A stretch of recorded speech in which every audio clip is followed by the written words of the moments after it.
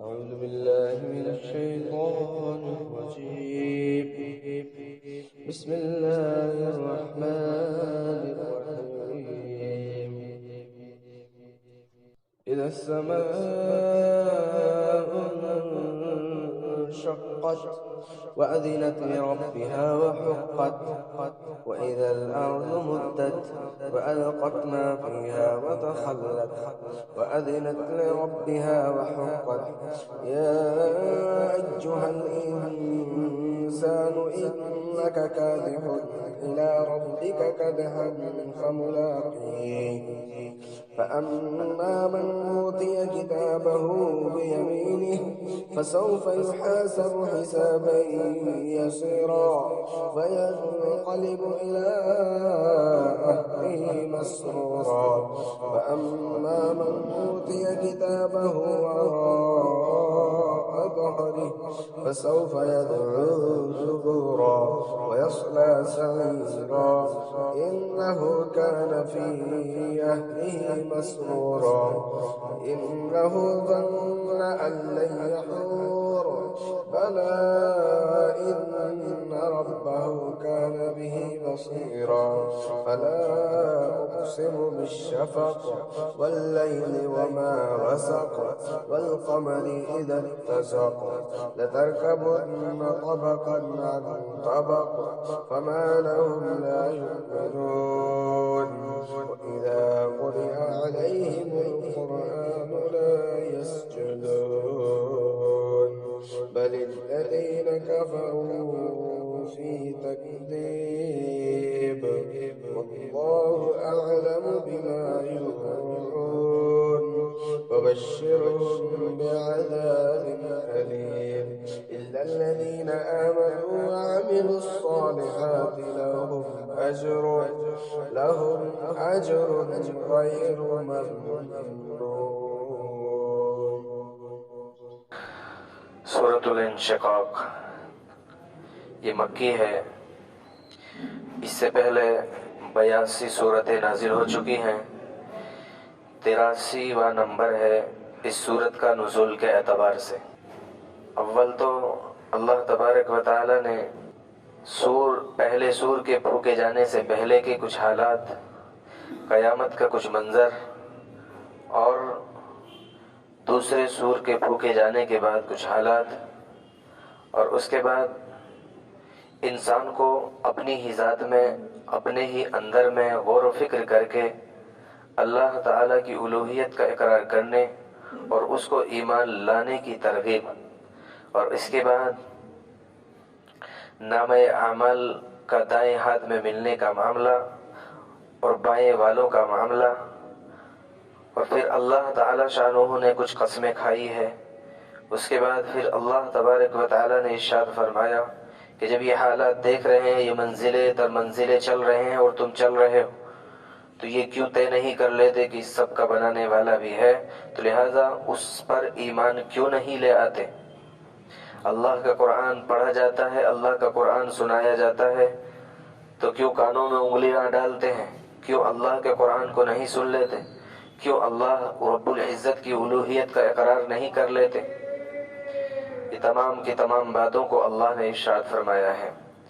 اذا السماء انشقت، سورۃ الانشقاق نام اس بنیاد پر ہی رکھا گیا کہ پہلی ہی آیت میں انشقت لفظ موجود ہے، اسی سے نکلا ہے انشقاق، پھٹنے کے معنی میں آتا ہے. جب آسمان پھٹ جائے گا، وَأَذِنَتْ لِرَبِّهَا وَحُقَّتْ، اور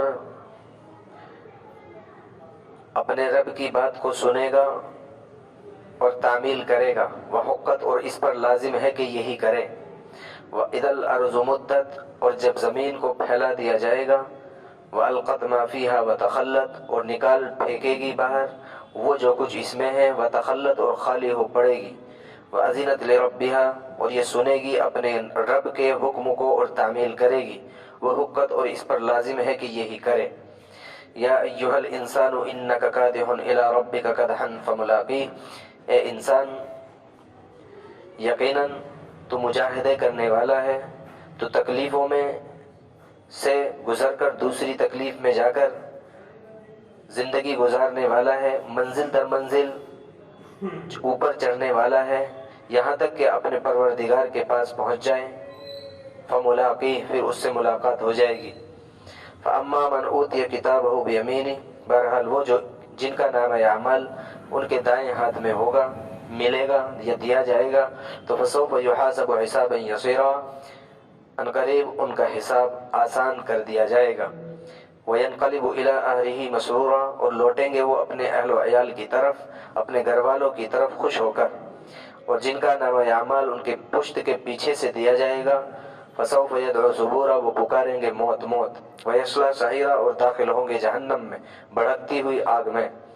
انہ کان فی اہلہ مسرورا، یقیناً وہ اس سے پہلے اپنے اہل و عیال میں مسرور تھے، خوش رہتے تھے۔ انہ ظن ان لن یحور، گمان کرتے تھے کہ ہرگز ان کو وہاں پر نہیں جانا، اللہ کا سامنا نہیں کرنا، بلا کیوں نہیں، ان ربہ کان بہ بصیرا، بے شک اس کا رب اس کو دیکھ رہا تھا۔ فلا اقسم بالشفق، میں قسم کھاتا ہوں شفق کی، واللیل وما وسق، اور میں قسم کھاتا ہوں رات کی اور اس کی جو جس کو وہ ڈھانپ لے اور چھپا لے، والقمر، اور قسم کھاتا ہوں میں چاند کی، اذا اتسق، جب وہ پورا ہو جائے، لترکبن طبقا عن طبق، البتہ ضرور تم منزل در منزل آگے بڑھو گے۔ فما لہم لا یؤمنون، پھر کیوں ایمان نہیں لے آتے، وَإِذَا قُرِئَ عَلَيْهِمُ الْقُرْآنُ لَا يَسْجُدُونَ، اور جب قرآن پڑھا جاتا ہے ان کے سامنے تو سجدہ نہیں کرتے ہیں۔ بل الذین کفروا یکذبون، بلکہ وہ لوگ جو کافر ہیں وہ جھٹلاتے ہیں حق کو۔ واللہ اعلم بما یوعون، اور اللہ خوب جانتا ہے جو وہ اکٹھا کر رہے ہیں، جمع کر رہے ہیں۔ فبشرہم بعذاب علیم، بشارت اور خوشخبری سنا دیجیے ان کو دردناک عذاب کی، مگر وہ لوگ جو ایمان لائے اور نیک اعمال کیے، لہم اجر غیر ممنون، ان کے لیے اجر ہے ختم نہ ہونے والا۔ تفسیر اور وضاحت۔ اذا السماء انشقت، جب یہ آسمان پھٹ پڑے گا، یہ آسمان جو آج نیلا نیلا نظر آ رہا ہے، بہت خوبصورت نظر آ رہا ہے، کوئی شگاف نہیں ہے، کوئی پھٹن نہیں ہے، کوئی اونچ نیچ نہیں ہے، ایک دم برابر ہے، لیکن یہ آسمان ایسا نہیں رہ پڑے گا بلکہ یہ بدل جائے گا، جس کو سورہ رحمان میں اللہ نے ارشاد فرمایا تیل کی تلچھٹ کی طرح جو ہے یہ ہو جائے گا، اس کا یہ رنگ بھی ختم ہو جائے گا اور رنگ بھی بدل جائے گا، اڑ جائے گا، اور ساتویں آسمان سے ٹوٹنا یہ شروع ہوگا۔ پہلے ساتواں آسمان ٹوٹ جائے گا، چھٹا آسمان ٹوٹے گا، پانچواں ٹوٹے گا، چوتھا ٹوٹے گا، تیسرا ٹوٹے گا، دوسرا ٹوٹے گا، اور یہ پہلا آسمان بھی ٹوٹ جائے گا۔ یہ تمام کی تمام چیزوں کو اللہ نے پہلے بھی آیات میں ارشاد فرما دیا ہے کہ سب کا سب ختم ہو جانے والا ہے، یہ سب کی سب چیزیں اللہ کے اختیار میں ہیں، یہ سب ختم ہو جائے گا جب قیامت کا معاملہ آئے گا۔ وَأَذِنَتْ لِرَبِّهَا وَحُقَّتْ، اور یہ اپنے رب کی بات سنے گا، یہ آسمان کو ٹوٹنا پڑے گا، یہ اپنے رب کی بات کو سنے گا اور اس کے اوپر لازم ہے کہ یہی کرے۔ کان نہیں ہے آسمان کا، لیکن اس کے باوجود بھی وہ اللہ کی باتوں کو سنے گا اور سنتا ہے۔ احکام اللہ کی طرف سے آنے والے جو ساری مخلوق کی طرف ہوتے ہیں وہ دو طرح کے ہوتے ہیں، ایک ہوتے ہیں احکام تشریعی، ایک ہوتے ہیں احکام تکوینی اور تقدیری۔ تکوینی بھی کہا جاتا ہے، اس کو تقدیری بھی کہا جاتا ہے۔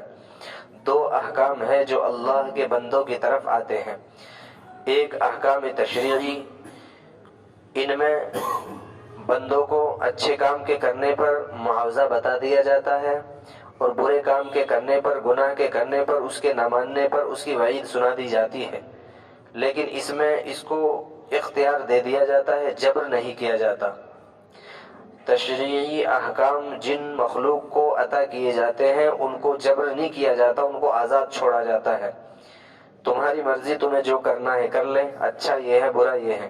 ظاہر سی بات ہے یہ دو مخلوق ہے، انسان اور جنات۔ حضرت انسان اور جنات یہ دو مخلوق ہے کہ جو مکلف ہے، جو احکام شرعی تشریعی احکام جن کی طرف لاگو ہوئے ہیں۔ دوسرے احکام ہوتے ہیں احکام تکوینی اور تقدیری۔ یہ تکوینی احکام ایسا نہیں ہے کہ ان کو نہیں ملے، ان کو بھی دیے گئے ہیں۔ تکوینی احکام جنات اور انسانوں اور ساری کی ساری مخلوقات کو اللہ نے عطا فرمائے ہیں، لاگو فرمائے ہیں۔ لہٰذا وہ بہت سارے احکامات ایسے ہیں کہ انسان چاہتے ہوئے بھی کچھ نہیں کرتا، جن کو کہتے ہیں تقدیر۔ چونکہ وہ تکوینی احکام اللہ نے لاگو کر دیے ہیں، اس میں جبر ہوتا ہے، وہ اللہ کی طرف سے لاگو کر دیے گئے ہیں، تو بس اب اس میں کوئی نہیں کر سکتا کچھ۔ لہٰذا اب اس میں وہی ہے، مثال کے طور پر موت اللہ کا ایک اٹل فیصلہ ہے، موت اللہ کا ایک اٹل فیصلہ ہے۔ اب اس کے سانس گھٹا اور بڑھانا دنیا کی کوئی طاقت نہیں ہے، دنیا کی کوئی دعا نہیں ہے کہ جو اس میں کمی زیادتی کر دے۔ اب برکت کا معاملہ آتا ہے، ہاں دعاؤں کی برکت سے، نیک اعمال کی برکت سے، نمازوں کی برکت سے، قرآن کی برکت سے۔ اتنا ضرور ہے کہ اس کی زندگی کے جو سانس تھے، ایک شخص کے سانس 1 کروڑ طے ہے، تو لہٰذا 1 کروڑ ہی ہے۔ اب اس میں سے 50 لاکھ اور کسی کے 90 لاکھ سانس ایسے تھے کہ جو برائی کے اوپر رہتے ہوئے گزرنے والے تھے۔ اب ہوگا یہ اس کے نیک اعمال کی وجہ سے، دعاؤں کی برکت سے، قرآن کی برکت سے، کہ وہ 90 لاکھ کے بجائے پورے کے پورے کنورٹ کر دیے گئے نیک اعمال کی طرف۔ سانس اتنے ہی رہیں گے، برکتیں اعمال میں ہو جائے گی، برکتیں تمام کی تمام چیزوں میں ہو جائے گی۔ تو اسی بنیاد پر تقدیر کے بارے میں بھی کہا جاتا ہے، تقدیر 2 طرح کی ہے، ایک تقدیر معلق ہے، ایک تقدیر مبرم ہے۔ تقدیر مبرم اللہ کا اٹل فیصلہ ہے، موت فلاں وقت میں آ جانی ہے، لہٰذا آ جائے گی۔ معلق کا مطلب یہ ہوتا ہے، اس کی وضاحت مفسرین کرام، علماء کرام یوں فرماتے ہیں کہ ایک شخص کے لیے اللہ تعالی شانہ یہ طے فرماتے ہیں کہ اگر یہ شخص کی جب عمر 40 سال اور 30 سال اور 25 سال کی ہوگی تو اب اس کے اوپر ایک حادثہ آئے گا۔ 26ویں سال میں شروع ہونے سے پہلے ہی مہینے میں اور پہلے ہی دن میں اس کے ساتھ ایک حادثہ ہوگا، اس کے بیٹے کے ساتھ، اس کی بیٹی کے ساتھ، اس کے گھر والوں کے ساتھ یا خود کے ساتھ ایک ایکسیڈنٹ ہوگا۔ لیکن اس کے ساتھ ساتھ اللہ تعالیٰ لکھ دیتے ہیں، لیکن اگر اس 26ویں سال میں داخل ہونے سے پہلے 25ویں سال کے آخری دن تک اگر یہ ہماری طرف رجوع کر گیا، نمازوں کی طرف آ گیا، مسجدوں کی طرف آ گیا، اللہ کو اللہ مان لیا، صحیح دین پر آ گیا، تو پھر ہم وہ حادثہ ٹال دیں گے۔ معلق بھی میں یہ بات بھی آتی ہے کہ ایک شخص بیمار ہوگا، بیمار ہونے کے بعد اب اس کی صحت کا معاملہ کوئی نہیں ہوگا، صحت ایک طریقے سے ہوگی۔ اگر اس نے اللہ کی طرف رجوع کر لیا، اگر اس نے صدقہ کر دیا، اگر اس نے فلاں ڈاکٹر سے دوائی لے لیا، تو پھر اس کو صحت دے دی جائے گی۔ جیسے ہی یہ وہ کام کر لیتا ہے وہ صحت پا لیتا ہے۔ تو ایک طرح سے اگر حقیقت دیکھیں تو تقدیر معلق بھی تقدیر 2 نہیں بلکہ ایک ہی ہے۔ اسی لیے کہا جاتا ہے کہ دعائیں جو کہا جاتا ہے دعائیں تقدیر بدل دیتی ہیں، اصل میں بس وہی ہے کہ جو اللہ نے معلق رکھی ہے وہی تقدیر، مبرم تقدیر کو دعائیں بھی نہیں بدلتی۔ بہرحال اللہ تبارک و تعالیٰ کی طرف سے جو احکام ہوتے ہیں، ایک تشریعی ہوتے ہیں، ایک تکوینی اور تقدیری ہوتے ہیں۔ تقدیری میں انسان ہو یا جنات یا دوسری مخلوقات، آسمان، زمین، چاند، سورج، ستارے، ہر ایک کو اللہ تعالیٰ کا ایک حکم ہے، لہٰذا وہ اس کے مطابق چل رہا ہے اور اس کے مطابق چلے گا اس وقت تک جب تک کہ اللہ کا حکم ہے۔ اللہ کا جیسے ہی دوسرا حکم آئے گا وہ اسی کے مطابق ڈل جائے گا۔ اسی کو اللہ نے فرمایا ہے وَأَذِنَتْ لِرَبِّهَا وَحُقَّتْ وَإِذَا الْأَرْضُ مُدَّتْ، اور زمین کو پھیلا دیا جائے گا۔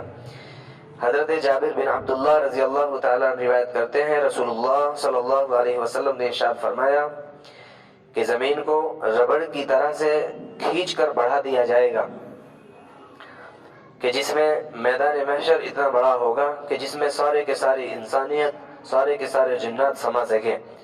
ایک روایت کے مطابق اتنی جگہ ایک آدمی کو ملے گی جتنا کہ وہ 2 پاؤں پر کھڑا ہو سکے، اور وہ پورا کا پورا میدان بھر جائے گا۔ اور دوسری روایتوں کے مطابق یہ زمین کو بھی اللہ تعالیٰ ختم فرما دیں گے، ایک دوسری نئی زمین بنائی جائے گی کہ جس پر کوئی خون خرابہ نہیں ہوگا، جس پر کوئی گناہ نہیں ہوا ہوگا، جس پر کوئی اللہ کی نافرمانی نہیں ہوگی۔ وہاں پر اس زمین پر کھڑا کیا جائے گا اور اس کے اوپر جو ہے ابھی انصاف کا معاملہ ہوگا۔ وَأَذِنَتْ لِرَبِّهَا وَحُقَّتْ وَأَلْقَتْ مَا فِيهَا وَتَخَلَّتْ، اور نکال ڈالے گی وہ جو کچھ اس میں ہے اور خالی ہو جائے گی۔ اس کا تعلق سور کے پہلے سور کے پھونکنے سے پہلے بھی ہے اور دوسرے سور کے پھونکے جانے کے بعد کا بھی تعلق ہے اس آیت کا۔ زمین جو کچھ اس کے اندر ہے سب کچھ نکال پھینکے گی، یعنی قیامت کے قریب، یعنی ایک طرح سے یہ زمانہ جو چل رہا ہے قرب قیامت کے وقت میں، چونکہ حضور پاک صلی اللہ علیہ وسلم کی دوسری روایت کے مطابق یہ بات واضح ہو چکی ہے کہ زمین کے اندر سے بے شمار گلے نکلیں گے، زمین بہت کچھ نکال باہر پھینکے گی۔ آج سے پہلے اگر بات کی جائے تو بہت ساری چیزیں کہ جو آج سے پہلے معلوم بھی نہیں تھی آج موجود ہیں، بہت ساری چیزوں پر کام بھی نہیں کیا جا رہا تھا اور کام بھی نہیں ہو پاتا تھا، سمجھنا بھی دشوار تھا، لیکن آج وہ موجود ہے۔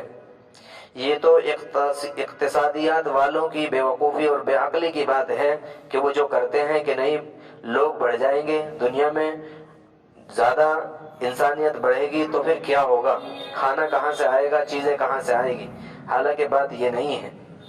آج سے پہلے جبکہ دنیا میں انسان بہت کم تھے، اتنا ہی کم روزی کے وسائل اور ذرائع بھی تھے۔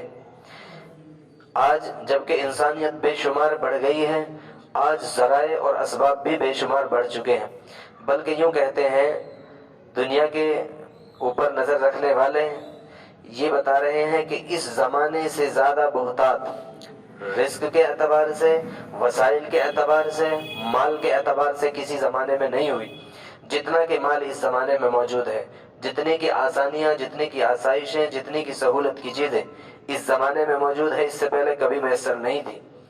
تو یہ تو بالکل بے عقلی کی بات ہے کہ انسان یوں کہے، انسان یہ باتیں کریں کہ جو ہے اگر زیادہ انسانیت بڑھے گی، اگر جو ہے بچے زیادہ پیدا ہوں گے تو ٹینشن ہو جائے گی، ایسا نہیں ہے۔ حالانکہ اللہ تبارک و تعالیٰ تو اپنے اوپر یہ ذمہ داری کہہ کر لے چکے ہیں وَمَا مِن دَابَّةٍ فِي الْأَرْضِ إِلَّا عَلَى اللَّهِ رِزْقُهَا، اللہ نے دنیا میں چرنے والے، ہر چرنے والے کی، چلنے والے، رینگنے والے کی ذمہ داری اللہ نے اپنے اوپر رکھ لی ہے، لہذا اس کو کھلانے کا کام اللہ کا ہے۔ اور یہ بات بالکل حقیقت اور سچ ہے کہ دنیا میں اس زمانے میں، اس وقت میں شاید ہی کوئی شخص بھوک کی وجہ سے مرتا ہو، شاید ہی کوئی شخص فاقے کی وجہ سے مرتا ہو، بلکہ اگر آج کوئی شخص مانگنے کا دروازہ کھولتا بھی ہے تو 99 اور 90% معاملہ یہ ہے کہ وہ مال کے بڑھانے کے لیے سوال کر رہا ہے، مال کے بڑھانے کے لیے مانگ رہا ہے، کیونکہ یہ حقیقت ہے، یہ سچ ہے کہ ایک شخص جو مانگنے کے لیے نکلتا ہے ایک دن میں وہ اتنا لے لیتا ہے کہ اگر وہ اللہ کی ذات پر بھروسہ کرنے والا ہو تو 8 اور 10 اور 15 دن تک اس کو کھا سکتا ہے۔ لیکن بہرحال بات یہ ہے کہ وَأَلْقَتْ مَا فِيهَا وَتَخَلَّتْ، زمین میں جو کچھ ہے، آج سے 50 اور 60 اور 100 سال پہلے گیس کے بارے میں کسی کے دھیان اور ذہن میں بھی نہیں ہوتا تھا کہ گیس بھی ہوتی ہے، کوئی چیز زمین کے اندر نکل رہی ہے۔ بے شمار چیزیں، بے شمار معدنیات، سونے کی کانیں، چاندی کی کانیں اور نہ معلوم بہت ساری چیزیں، یہ ساری کی ساری چیزیں وہی ہے کہ جس کو قرآن کہہ رہا ہے وَأَلْقَتْ مَا فِيهَا وَتَخَلَّتْ، نکال پھینکے گی باہر قیامت سے پہلے، نکل رہا ہے۔ دوسرے سور کے پھونکے جانے کے بعد اس آیت کا تعلق اس طور پر ہے کہ جب یہ دنیا فنا ہو جائے گی، یہ زمین، یہ آسمان، یہ تمام کی تمام چیزوں کو تباہ و برباد کر دیا جائے گا اور سب کچھ کو ختم کر دیا جائے گا۔ اس کے بعد پہلے سور کے پھونکے جانے پر، اب اس کے بعد دوسرے سور کے پھونکے جانے میں 40 سال کا عرصہ ہوگا۔ اب دوسرا جو بغل بجایا جائے گا، دوسرا جو سور پھونکا جائے گا، اس کے بعد یہ زمین اپنے اندر کے مردوں کو باہر نکال پھینکے گی، ساری کی ساری انسانیت کھڑی ہو جائے گی، سارے کے سارے لوگ اللہ تعالی شانہ کے حکم کے مطابق میدان محشر کی طرف عود کریں گے، لوٹیں گے۔ وَأَذِنَتْ لِرَبِّهَا وَحُقَّتْ، اللہ نے پھر یہی دوبارہ ارشاد فرمایا وَأَذِنَتْ لِرَبِّهَا وَحُقَّتْ، اور سنے گی یہ زمین بھی اپنے رب کا حکم اور مانے گی۔ تعمیل کرے گی وحقت، اور اس کے اوپر لازم ہے کہ یہی کرے.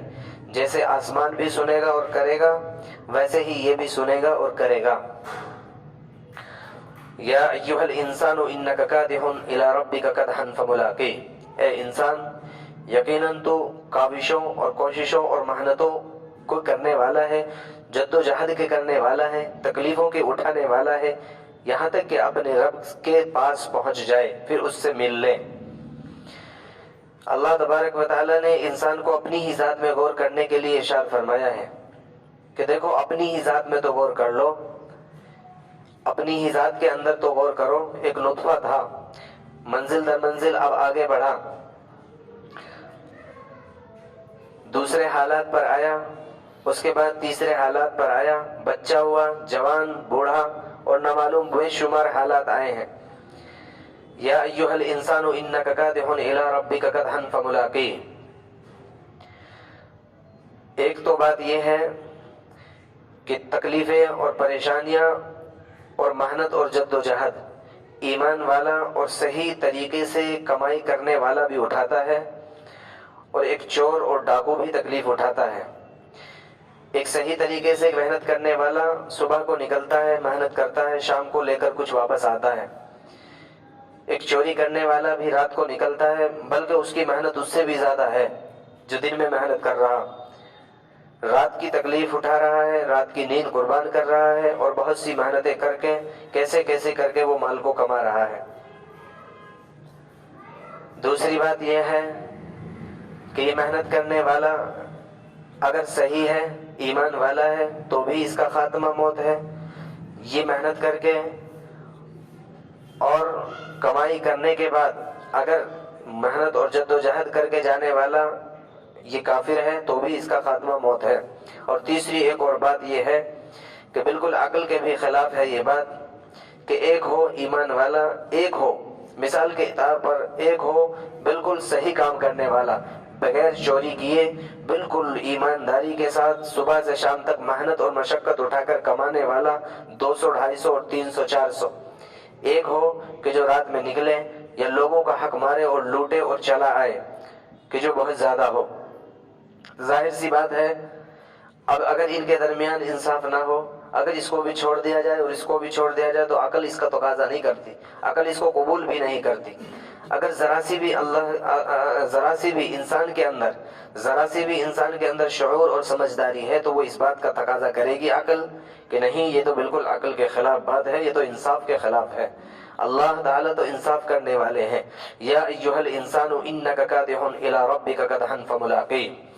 لہذا اس اللہ کے سامنے کھڑے ہو جانا ہے، اللہ کے سامنے جانا ہے. اس اللہ کے سامنے جانے کا، اس اللہ کے سامنے کھڑے ہونے کا ڈر اس انسان کے اندر بیٹھ جائے کہ نہیں، وہ اللہ ہے، اس اللہ کو ہمیں جواب دینا ہے، اس اللہ تبارک و تعالیٰ کے سامنے جا کر کھڑا ہونا ہے. لہذا ہم سے سوال ہوگا، ہم سے پوچھا جائے گا کیا کیا تھا، جوانی کہاں لگائی اور زندگی کے لمحات کہاں گزارے، کس طرح سے کمایا اور کہاں پر خرچ کیا. فَأَمَّا مَنْ أُوتِيَ كِتَابَهُ بِيَمِينِهِ. بہرحال حساب ہوگا اس دن کہ جس دن کے قرآن نے کہا ہے یوم عظیم، وہ بہت بڑا دن ہے. اس دن میں اللہ کے سامنے کھڑا ہونا ہے، لہٰذا اللہ کے سامنے کھڑا ہو کر کے جواب دینا ہے. اللہ تبارک و تعالیٰ آئیں گے، اللہ تبارک و تعالیٰ کا عرش آئے گا، اللہ کے فرشتے ہوں گے، ساری کی ساری انسانیت اور جنات جتنے بھی چلے گئے یا موجود ہے یا آنے والی ہیں نسلیں، تمام کے تمام موجود ہوں گی، ہر ایک کا حساب ہونا ہے. فَأَمَّا مَنْ أُوتِيَ كِتَابَهُ بِيَمِينِهِ فَسَوْفَ يُحَاسَبُ حِسَابًا يَسِيرًا. لہٰذا اب دو ہی شکلیں ہوں گی، یا تو کامیاب ہوں گے یا ناکامیاب. کامیابی کے لیے بہت اہم بات یہ ہوگی، ایک بہت اہم علامت یہ ہوگی کہ دائیں ہاتھ میں اس کے نام اعمال مل جائے. تو لہٰذا اس کو تو آسانی کا معاملہ ہو جائے گا. یحاسب حسابا یسیرا، آسان حساب اس کا کر دیا جائے گا. حضرت امی عائشہ رضی اللہ تعالی عنہا روایت کرتی ہیں، اللہ کے رسول صلی اللہ علیہ وسلم نے ارشاد فرمایا کہ کل قیامت کے دن جس کا حساب لیا گیا وہ عذاب سے نہیں بچ پائے گا. فوراً عرض کیا یا رسول اللہ صلی اللہ علیہ وسلم، اللہ تعالیٰ تو قرآن میں فرماتا ہے یحاسب حسابا یسیرا کہ آسان حساب لیں گے، آپ فرما رہے ہیں جس کا حساب لیا جائے گا وہ بچے گا نہیں، اور قرآن کہہ رہا ہے حساب یسیرہ ہوگا جن لوگوں کا، وہ نامہ اعمال دائیں والے ہوں گے۔ فرمایا مراد وہاں پر یحاسب و حساب یسیرہ سے، آسان حساب سے مراد یہ ہے کہ صرف اس کا اعمال نامہ اللہ کے سامنے پیش کیا جائے گا، حساب شروع نہیں کیا جائے گا، حساب کا معاملہ تو آئے گا ہی نہیں۔ اگر حساب کسی کا شروع ہوا تو وہ نہیں بچ سکے گا، اس کو تو عذاب میں جانا ہی ہے۔ اللہ تعالیٰ شانہ نے جن کو عذاب سے بچانا ہوگا ان کا اعمال نامہ اللہ کے سامنے پیش کیا جائے گا، اللہ تعالیٰ فرماتے ہیں کہ چھوڑ دیا جائے اور چلے جانے دے جائے۔ بہرحال حساب یسیرہ کا مطلب یہی ہے کہ اللہ کے سامنے معاملات اور اس کا پورا اعمال نامہ پیش کیا جائے گا اور اس کے بعد اس کو چھوڑ دیا جائے گا۔ وَيَنْقَلِبُ إِلَىٰ أَهْلِهِ مَسْرُورًا، وہ لوٹے گا اپنے اہل کی طرف خوش ہو کر۔ جب خوشی محسوس کرتا ہے انسان تو اپنے گھر والوں کی طرف جاتا ہے، اپنے قریبی رشتوں کو جن سے وہ محبت کر رہا ہوتا ہے ان سب کو اس کے بارے میں بتا کر خوشیاں محسوس کرتا ہے، خوشیاں بانٹتا ہے۔ تو لہٰذا اب یہاں پر اہل سے مراد کون ہے؟ گھر والے سے مراد دونوں تفسیر آئی ہیں، یا تو حوریں مراد ہیں، وہ گھر وہ محل مراد ہے کہ جو مل جائے گا اس کے لیے، لہٰذا ان پہ جا کر کے بتائے گا، ان کو جا کر کے ان کے سامنے تذکرے کرے گا، میرے ساتھ یہ اچھا معاملہ ہو گیا ہے اور میں بچا لیا گیا ہوں۔ یا بہرحال یہ بھی بات مفسرین نے فرمایا ہے کہ دوسری بات بھی ہو سکتی ہے کہ اہل سے مراد دنیا ہی کے اہل و عیال اور ماں باپ ہوں، دنیا میں جو ماں باپ اور دنیا کے جو لوگ تھے انہی کی طرف بہرحال اس کو جو ہے یہ واپس آئے گا اور واپس آ کر کے ان میں اپنی خوشیاں بانٹے گا اور خوشیاں ان کو بتائے گا، اظہار کرے گا۔ وَأَمَّا مَنْ أُوتِيَ كِتَابَهُ وَرَاءَ ظَهْرِهِ، بہرحال کہ جس کو اب ایک تو وہ ہوگا کہ نامہ اعمال دائیں ہاتھ میں ملے گا، ایک وہ آدمی ہوگا کہ جس کے نامہ اعمال پشت کے پیچھے سے بائیں ہاتھ میں آ جائے گا، بائیں ہاتھ میں اس کو پکڑا دیا جائے گا۔ یہ ایک علامت ہوگی بہت ہی بری کہ جس کو سورۃ الحاقہ میں اللہ تعالیٰ نے ارشاد فرمایا ہے فوراً وہ پکارنے لگیں گے، سوف یدعو ثبورا، وہ پکارے گا موت موت، اللہ کی طرف سے اعلان ہوگا خذوہ فغلوہ ثم الجحیم صلوہ ثم فی سلسلۃ ذرعها 70 ذراعا فاسلکوہ، وہ موت موت پکارے گا، ہائے افسوس کاش کہ میں مان لیتا، کاش کہ مجھے بھی موت آ جائے۔ اور چونکہ دیکھ رہا ہوگا کہ جب وہ حشر کا میدان سج رہا تھا اس وقت میں سارے جانوروں کو بھی اٹھا دیا گیا تھا، اکٹھا کیا گیا تھا، اور جس جانور نے ایک سینگ والی نے اگر دوسرے غیر سینگ والی بکری کو زخم پہنچایا ہوگا اس کو ٹکر ماری ہوگی، بہرحال اس کو اس کا بدلہ دلا کر اللہ تعالیٰ فرمائیں گے تم مٹی ہو جاؤ، بس خاص مخصوص قسم کے چند جانور جن کے بارے میں حدیث میں آیا ہے بہرحال ان کو چھوڑ کر باقی سب کے سب کو مٹی کر دیا جائے گا۔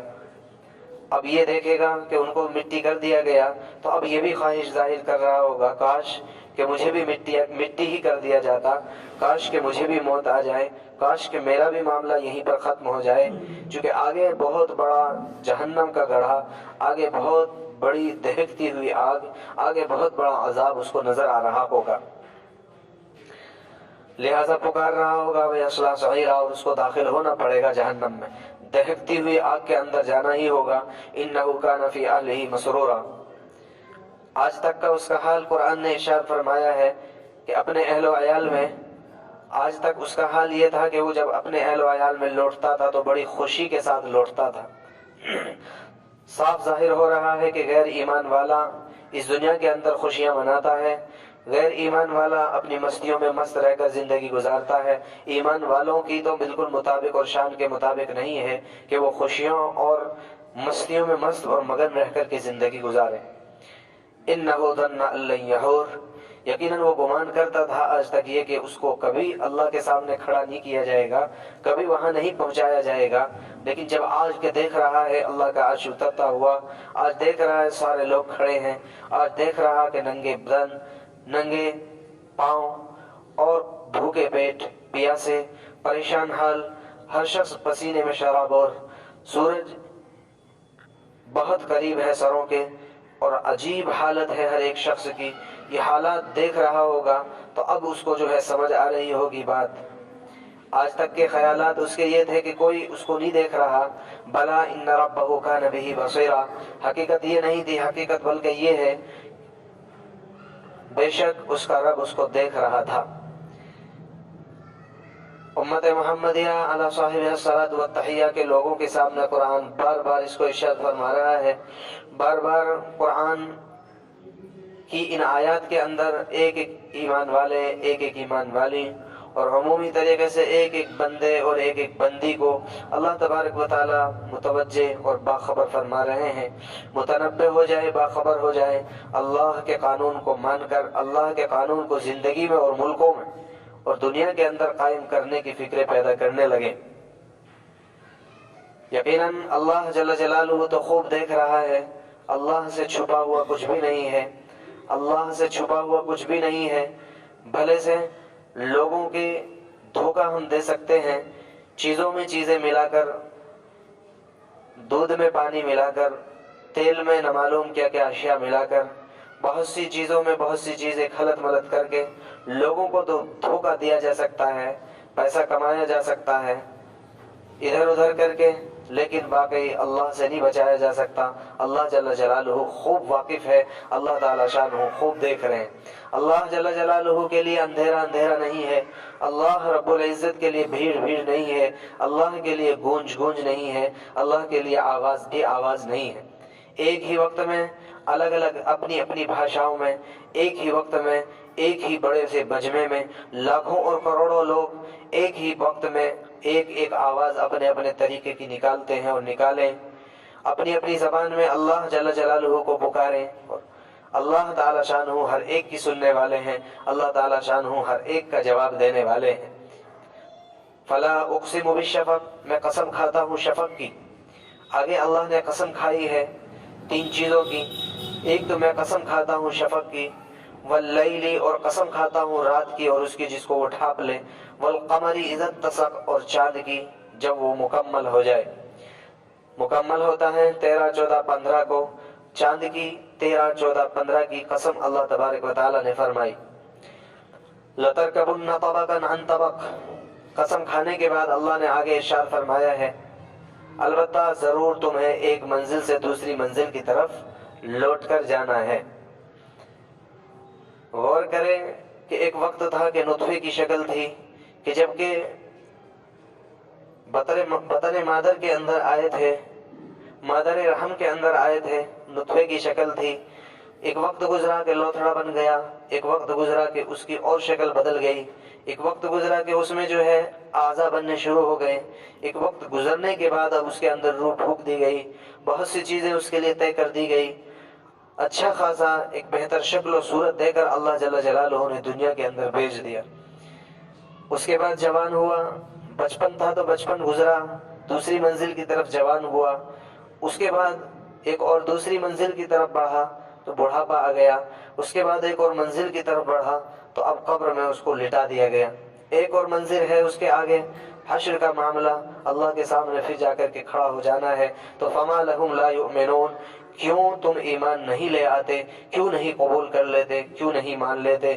اللہ جل جلالہ غور و فکر کی ایک اہم حکم ارشاد فرما رہے ہیں کہ اپنی ہی ذات کے اندر غور کرنے والے بن جاؤ، اپنی ہی ذات کے اندر تو غور کر لو، تمہیں معلوم پڑ جائے گا اس نظام کا چلانے والا ہے اللہ جل جلالہ کو ماننا چاہیے یا نہیں ماننا چاہیے، اللہ کوئی ہے کہ نہیں، کوئی ہمارا بنانے والا ہے کہ نہیں، کوئی ہم سے کچھ چاہنے والا ہے کہ نہیں، ہر ایک چیز تمہیں سمجھ میں آ جائے گی۔ شفق کیا ہے؟ شفق غروب کے بعد ایک جو سرخی جو ہوتی ہے، حضرت امام شافعی رحمۃ اللہ علیہ تو فرماتے ہیں کہ وہ سرخی ہی شفق ہے۔ غروب آفتاب کے بعد جیسے ہی مغرب کی نماز کا وقت شروع ہوتا ہے، وہ جو سرخی آتی ہے آسمان کے اوپر، جیسے ہی وہ سرخی ختم ہوتی ہے، شفق ختم ہوتی ہے ان کے نزدیک، مغرب کا وقت ختم، عشاء کا وقت داخل ہو چکا ہوتا ہے۔ حضرت امام اعظم ابو حنیفہ رحمۃ اللہ علیہ کے یہاں پر شفق سے مراد وہ سرخی کہ جو غروب آفتاب کے بعد آتی ہے، اس کے بعد ایک سفیدی آتی ہے، اس سفیدی کو شفق فرماتے ہیں آپ، حضرت امام ابو حنیفہ رحمۃ اللہ علیہ۔ بہرحال وہ سفیدی جیسے ہی ختم ہوتی ہے، غروب مغرب کا وقت ختم اور عشاء کی نماز کا وقت داخل ہو جاتا ہے۔ وَإِذَا قُرِئَ عَلَيْهِمُ الْقُرْآنُ لَا يَسْجُدُونَ، اور جب قرآن ان کے سامنے پڑھا جاتا ہے تو وہ سجدہ نہیں کرتے ہیں۔ آیت سجدہ میں سے ہے اس کو سننے والے اور اس کو پڑھنے والے دونوں کے اوپر سجدہ واجب ہو جاتا ہے۔ حضرت ابو ہریرہ رضی اللہ تعالی عنہ کی روایت بھی ہے، مسلم شریف کی روایت ہے کہ ہم نے اللہ کے رسول صلی اللہ علیہ وسلم کے پیچھے نماز میں سورۃ الانشقاق اور سورۃ الاقراء کو پڑھا، آپ نے سجدہ فرمایا۔ ایک صحابی رسول علیہ الصلوۃ والتسلیم نے حضرت ابو ہریرہ رضی اللہ تعالی عنہ کے پیچھے نماز ادا کی۔ حضرت ابو ہریرہ رضی اللہ تعالی عنہ نے اس آیت پر پہنچ کر سجدہ فرمایا تھا۔ صحابی نے عرض کیا تھا، ابو ہریرہ یہ سجدہ کیسا ہے؟ آپ نے فرمایا کہ میں نے رسول اللہ صلی اللہ علیہ وسلم کے پیچھے اس سورت کو پڑھا ہے، اس سورت کے ساتھ نماز کو پڑھا ہے۔ بہرحال آپ نے سجدہ فرمایا تھا۔ اللہ کی قسم میں تو ہمیشہ سجدہ کرتا رہوں گا یہاں تک کہ میدان حشر میں حضور سے جا کر مل لوں۔ تو بہرحال یہ آیت کریمہ آیت سجدہ ہے، سجدہ واجب ہو جاتا ہے۔ بعض حضرات کے نزدیک یہ آیت سجدہ نہیں ہے، البتہ حضرت ابن العربی رحمۃ اللہ علیہ کے نزدیک بھی یہ آیت کریمہ سجدے کی آیت ہے۔ فرماتے ہیں کہ ان کے یہاں پر جو لوگ تھے، آپ کے جو آس پاس جس علاقے میں آپ رہتے تھے، وہاں کے لوگوں کے درمیان یہ آیت کریمہ سجدے والی آیت نہ تھی۔ تو آپ سے مروی ہے، آپ کے بارے میں آتا ہے کہ آپ ایسا کرتے تھے، آپ فرماتے تھے کہ میں اس سورت کو اپنی نمازوں میں ادا نہیں کرتا کیونکہ یہاں کا ماحول لوگ اس کے اوپر سجدہ کرتے نہیں، لوگوں کے یہاں پر واجب نہیں، میرے اپنے خیال میں واجب ہے، تو لہٰذا میں کیوں ایسا اختلافی معاملہ پیدا کر دوں۔ تو بہرحال حضرات ائمہ اربعہ کے نزدیک یہ آیت کریمہ آیت سجدہ میں سے ہے۔ بل الذین کفروا یکذبون، بلکہ وہ لوگ جو کفر کرنے والے ہیں، وہ تکذیب کرنے والے ہیں حق کو جھٹلا دینے والے ہیں، حالانکہ سب کچھ سمجھ آ رہا ہے، صاف صاف نظر بھی آ رہا ہے۔ واللہ اعلم بما یوعون، اللہ خوب جانتا ہے کیا جمع کر رہے ہیں۔ اس سے مراد کیا ہے؟ جمع کرنے سے مراد یا تو یہ ہے کہ ان کے اعمال ناموں میں جمع کیا ہو رہا ہے۔ اللہ رب العزت کے یہاں پر ہے اصل معاملہ جمع کرنے کا، کرانے کا۔ کوئی صدقہ خیرات کے ذریعے سے جہاں پر جمع کرائے، کوئی کسی کو کپڑا پہنا کر کے اپنا مال جمع کرائے، کوئی کسی کو کھانا کھلا کر کے اپنا کھانا وہاں پر جمع کرائے تاکہ کل قیامت کے دن، بھوک والے دن میں اس کے کھانے کا انتظام ہو سکے، اس کے اوپر آسانی اور سہولتوں کا انتظام ہو سکے۔ لیکن یہ اس سب کو جمع نہیں کر رہے ہیں، ایمان ان کے پاس نہیں ہے، عجیب عجیب چیزیں ان کے پاس ہے، مکاریاں اپنے اعمال نامے کے اندر جو ہے جمع کر رہے ہیں۔ یا دوسری بات یہ ہے کہ جمع کرنے سے مراد بہت ممکن ہے کہ ان کے دلوں کے اندر کیا ہے اللہ کو خوب معلوم ہے۔ فبشرہم بعذاب علیم، آپ انہیں بشارت دے دیجیے دردناک عذاب کی۔ اللہ کی طرف سے دردناک عذاب ملنے والا ہے ایسے لوگوں کو، ایسے منکرین کو، ایسے اللہ کے نافرمانوں کو، ایسے اللہ کے ساتھ شرک کرنے والوں کو کہ جو اللہ کے بندوں کو خود بھی اللہ کی طرف نہ آتے ہو اور اللہ کے بندوں اور بندیوں کو بھی اللہ کے دین سے روکنے والے ہوں۔ الا الذين آمنوا وعملوا الصالحات لهم اجر غیر ممنون، مگر وہ لوگ جو ایمان لائے، اعمال صالحہ کیے، ان کے لیے کبھی نہ ختم ہونے والا اجر ہے۔ ایمان کافی نہیں ہے۔ ایمان کیا ہے؟ ایمان اللہ تبارک و تعالیٰ کو، اللہ رب العزت کو اللہ ماننا، اس کے اسماء اور اس کے صفات کے ساتھ، اللہ کے اسماء، اللہ کی صفات کے ساتھ میں اللہ کو اللہ ماننا، یہ ایمان ہے۔ ایمان کا تعلق دل سے ہے، تصدیق بالقلب۔ ایمان کا تعلق دل سے ہے، زبان سے اقرار کرنا، زبان سے اللہ کی الوہیت، رسول کی رسالت، اللہ کی کتابوں کو ماننا، اللہ کے رسولوں کو ماننا۔ آمنت باللہ وملائکتہ وکتبہ ورسلہ والیوم الآخر والقدر خیر، آخرت کے دن کو ماننا، اچھی اور بری تقدیر کو ماننا۔ جو کچھ ہوا وہ اللہ کی طرف سے طے تھا، لہذا اب اس کے اندر قیل و قال نہ ہو۔ ایمان کا معاملہ یہ ہے، انما المؤمنون الذین آمنوا باللہ ورسولہ ثم ارتابوا۔ ایمان یہ ہے کہ صرف اللہ کو اللہ مان لے، اس کے رسول کو رسول مان لے، اور پھر شک میں نہ پڑے، بالکل اب کوئی شک نہ رہے، صرف بالکل کوئی شک نہ ہو، کوئی کیل و کال نہ ہو، کوئی مسئلہ نہ ہو، یہ ہے ایمان۔ تو بہرحال ایمان جو ہے، ایمان کا تعلق دل سے ہے۔ اسلام ہوتا ہے ایک ہوتا ہے ایمان، ایک ہوتا ہے اسلام، دونوں الگ الگ چیز ہے۔ قرآن سے معلوم ہو رہا ہے، چونکہ اللہ تعالیٰ فرماتے ہیں یا ایھا الذین آمنوا ادخلوا فی السلم کافہ، اے ایمان والو اسلام میں پورے پورے آ جاؤ۔ تو پتہ چل رہا ہے کہ ایمان ایک الگ شے ہے، اسلام ایک الگ شے ہے۔ ایمان کا تعلق دل کے ساتھ ہے، اسلام کا تعلق اعمال کے ساتھ ہے۔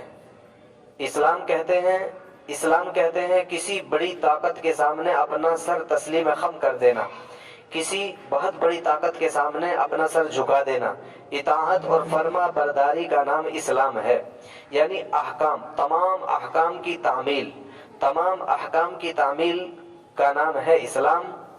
اور اس کو دل سے ماننا، اللہ کی الوہیت کو، اللہ کے رسولوں کو، اللہ کے فرشتوں کو، آخرت کو، اور اچھی بری تقدیر کے اوپر دل سے ایمان لانا، زبان سے اقرار کرنا، یہ ایمان ہے۔ بہرحال ایمان والوں کے لیے ہیں وہ چیزیں جو کبھی نہ ختم ہونے والی ہیں، ان کو جو راحتیں ملے گی وہ کبھی ختم نہیں ہوگی، ان کو جو آسانیاں ملے گی وہ آسانیاں ختم نہیں ہونے والی ہیں۔ یہاں کی دنیا کی جو آسانیاں ہیں، یہاں کی جو دنیا کی عزتیں ہیں، یہاں کی دنیا کی جو شہرتیں ہیں، یہاں کی دنیا کے جو مال و متاع ہے، گھر اسباب ہے، وسائل اور ذرائع ہیں، حکومتیں اور بادشاہتیں ہیں، یہ ظاہر سی بات ہے سب ختم ہو جانے والی ہے۔ وہاں پر ایسا کچھ نہیں ہے، وہاں جو نعمتیں ملیں گی وہ دائمی ہوں گی۔ اللہ جل جلالہ سے دعا ہے اللہ مجھے بھی ہم سبوں کو عمل کی توفیق مرحمت فرمائے، جہنم سے بچ کر جنت کا داخلہ ہم سب کے لیے آسان فرمائے، قرآن کی بہتر ہمیں سمجھ عطا فرما دے۔ سبحان اللہ وبحمدہ، سبحانک اللہم وبحمدک، ونشہد ان لا الہ الا انت، ونستغفرک ونتوب الیک۔ سبحان ربک رب العزت عما یصفون، وسلام علی المرسلین، والحمد للہ رب العالمین۔ آیت سجدہ پڑھی گئی۔